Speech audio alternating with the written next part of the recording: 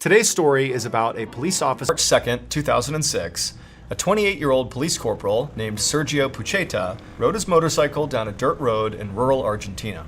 It was pitch black out with no streetlights, and on either side of the road were mostly open fields, interspersed with patches of forest, and there were mountains rising up in the background. There was nobody around him for miles. This was an area called La Pampa, and it was famous for its beautiful landscapes and cowboy culture. Sergio was out here patrolling for poachers, who came out here at night to trap or kill the wild cats, monkeys, and birds that often sold for lots of money on the black market. It had been a quiet night so far, but Sergio knew from experience that the later it got, the more likely it would be that he would catch someone doing something illegal. At around 10 p.m., Sergio was riding down the road towards a crossroads that locals called El Cruce de las Cañas, and up ahead, he saw the red taillights of a car.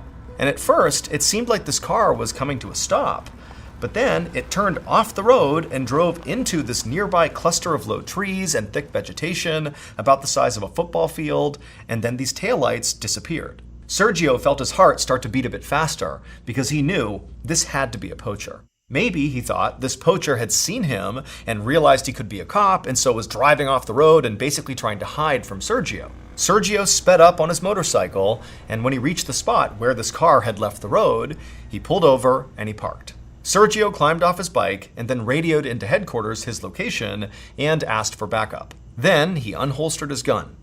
He knew this far out, it was going to take backup a long time to get here, and Sergio had no intentions of letting these poachers get away. Sergio had a flashlight, but he didn't bother to take it out because he didn't want to give away his position. But in the darkness, Sergio was having a really hard time finding where in this vegetation the car had gone. There were no broken branches or crushed bushes. I mean, the entire vegetation looked completely uniform and intact. And so Sergio, with his gun drawn in front of him, began pacing along the shoulder of this road looking for tire tracks on the ground.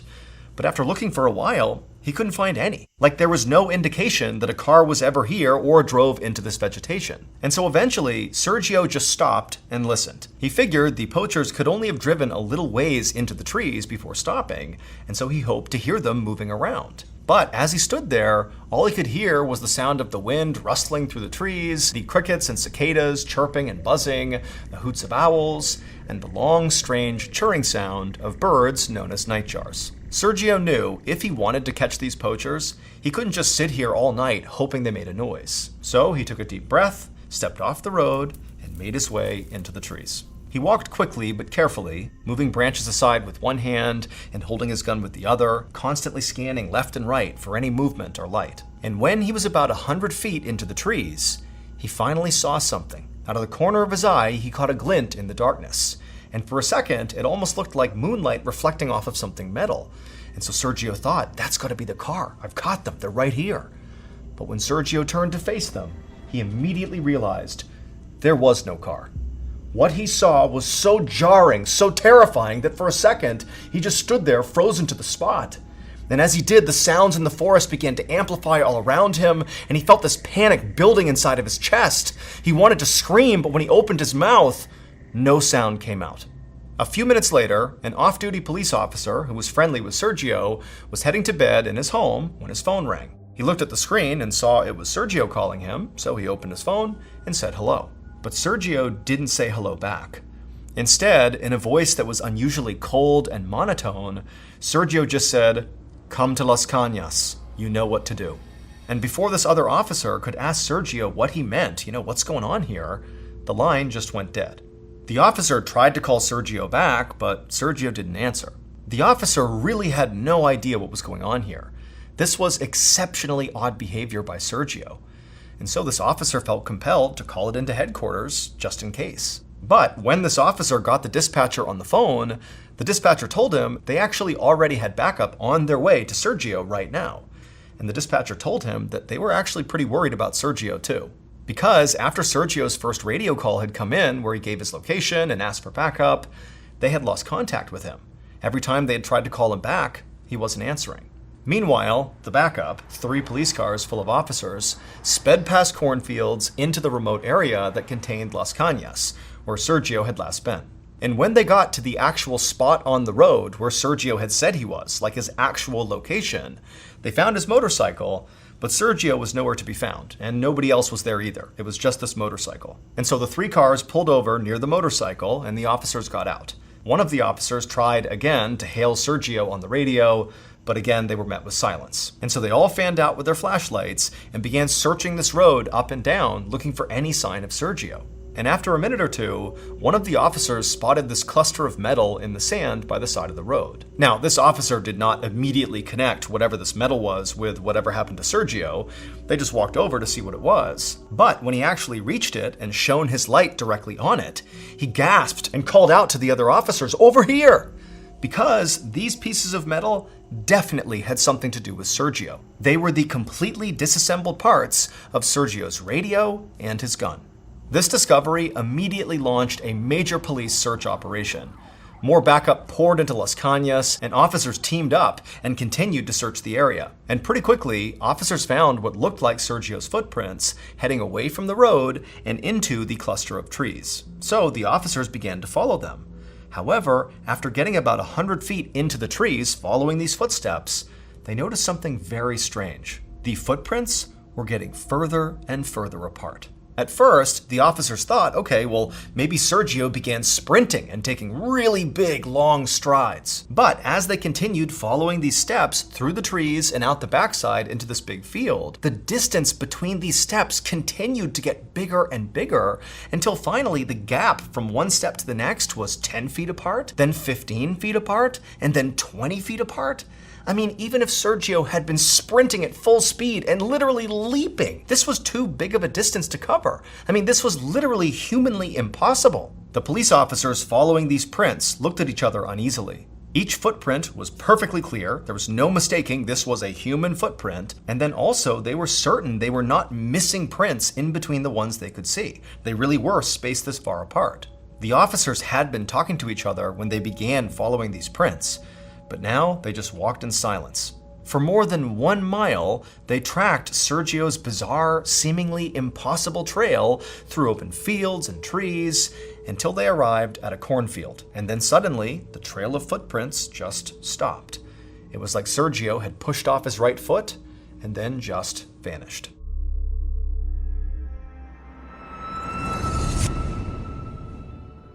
Thank you to BetterHelp for sponsoring today's video. In 2017, I left the military after 7 years, and I knew reintegrating into civilian life was going to be a challenge, but I was not prepared for just how much of a challenge it would be. When you're in the military, it's like you're sort of in a bubble. It's its own world. And so once I was out of that bubble in the real world again, I was shocked by just how much I didn't know how to do.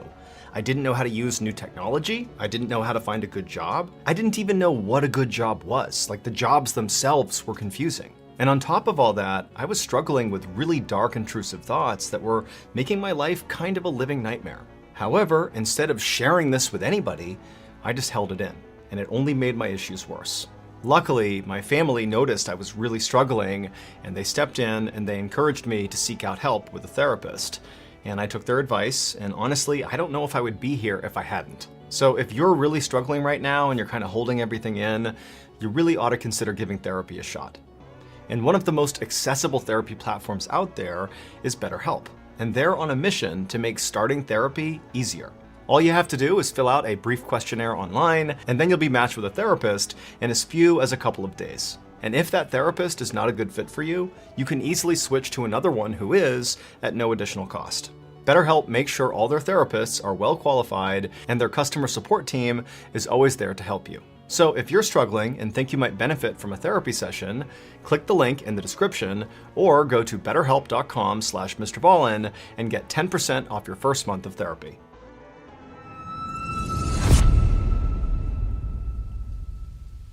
The search for Sergio went on all night, despite the fact that it started to pour at around 2 a.m. But the officers never gave up. However, beyond those footsteps, they never found any other trace of Sergio. And there was one other thing police couldn't find. There was absolutely no sign of the poachers that Sergio had called in before he had vanished. There were no tire tracks from any vehicle other than Sergio's motorcycle. There was no broken vegetation or anything like that. It looked like no car had ever been driven into these trees. And there were no signs of any kind of struggle either that would explain why Sergio was gone and why his gun and radio were disassembled by the side of the road. The whole situation just made absolutely no sense.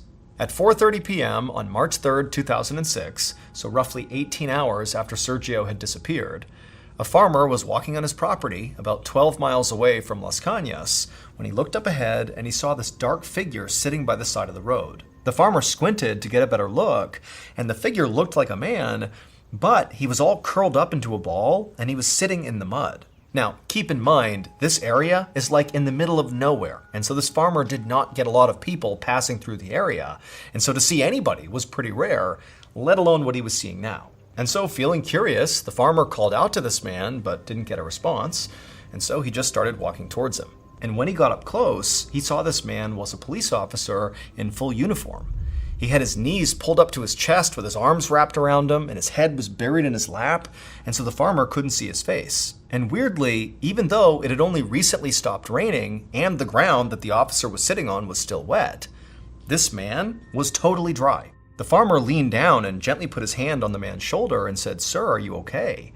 But the officer didn't react at all. He just stayed there motionless, head in his lap, not reacting, totally silent. And this was just too strange. The farmer backed away, took out his phone, and he called the police.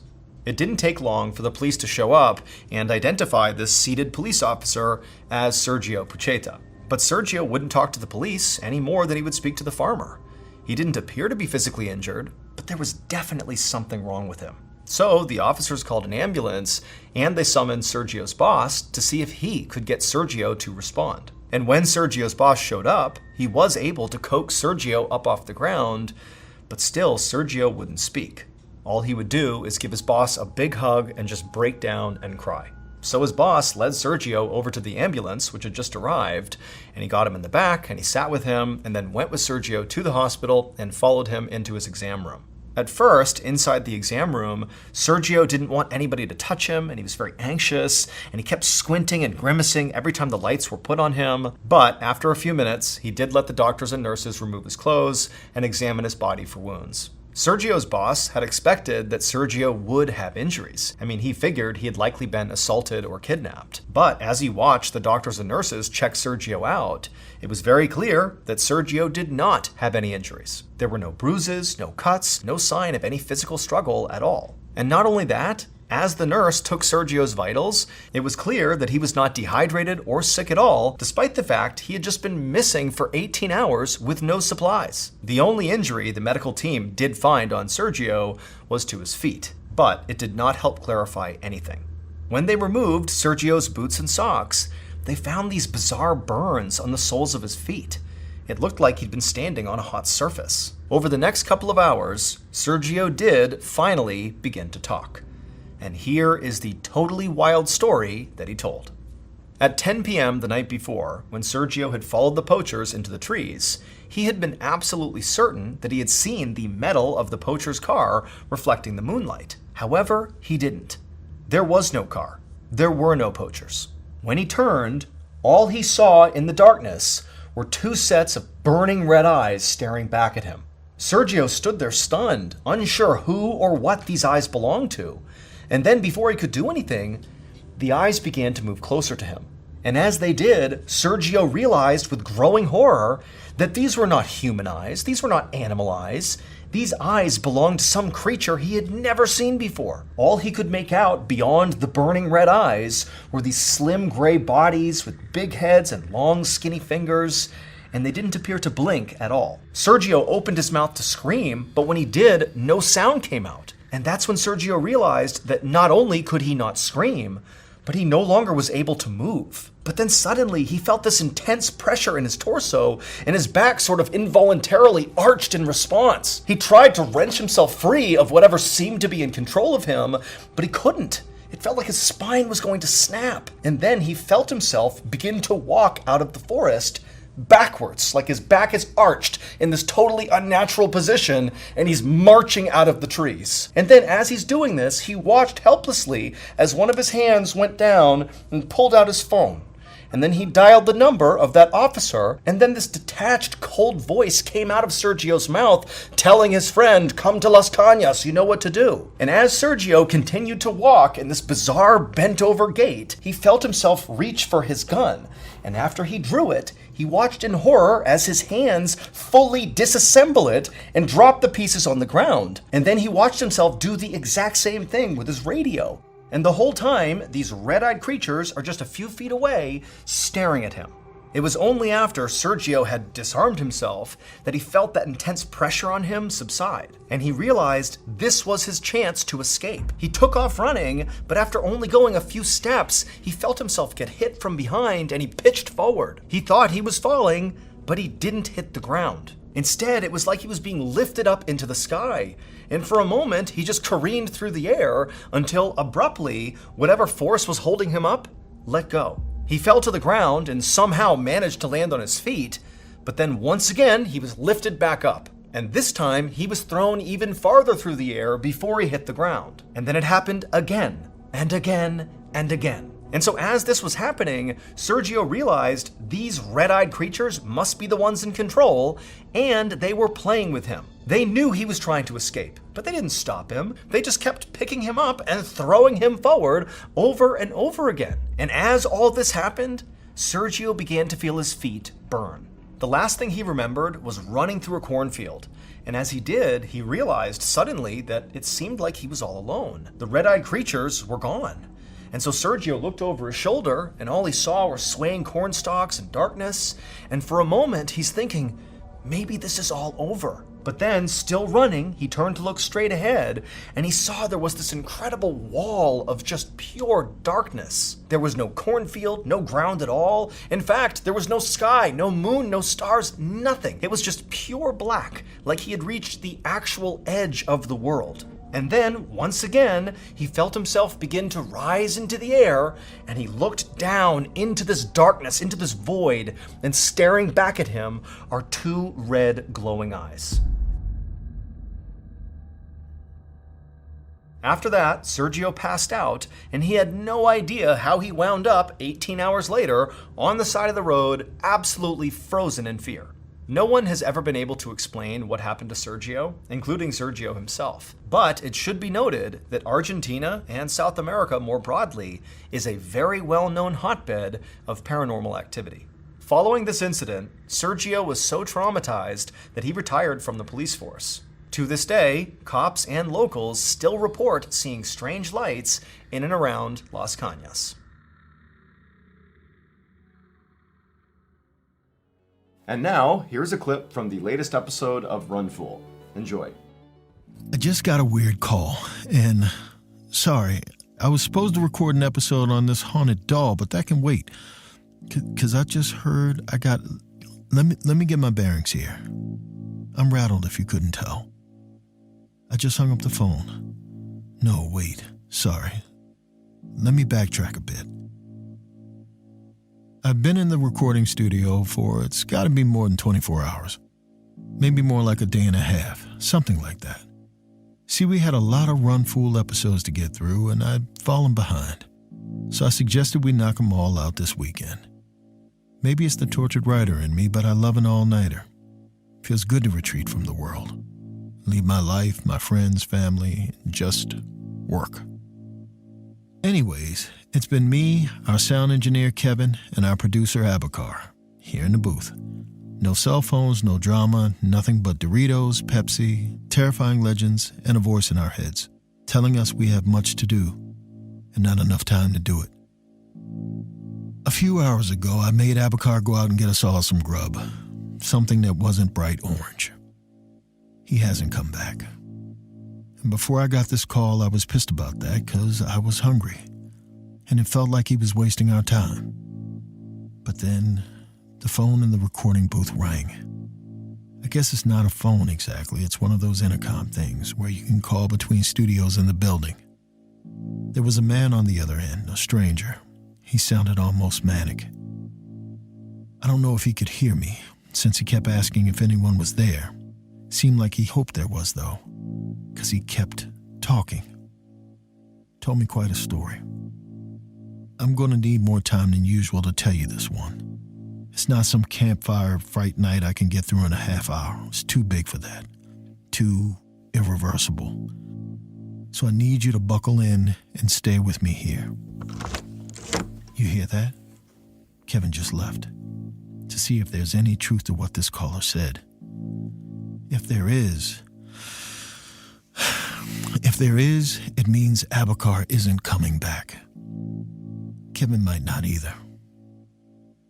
Because if what this guy said is true, everyone outside this booth is dead.